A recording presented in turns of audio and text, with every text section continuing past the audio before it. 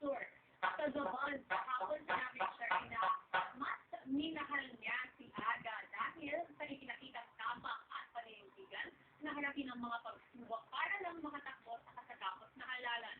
Bagamat hindi nanalo bilang kongresista ng District 4 sa Kanpur, masaya si Sherry na makita ang mister na buong loob na lumaban. Hindi lang para sa sarili, kundi para sa mga kababayan. Natalo si Aga ni Swifty Fuentebella bilang congressman. Nakuha si Fuentebella ng mahigit 82,000 boto, habang si Aga naman ay nakuha ng mahigit 80,000 boto.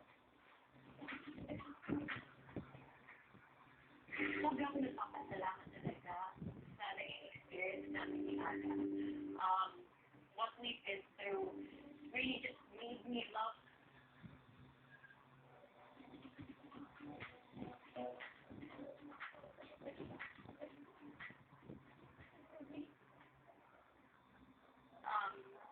Aga even more. Si Aga na pinagsasayan na talagang may paninindigan siya. Yung laban ni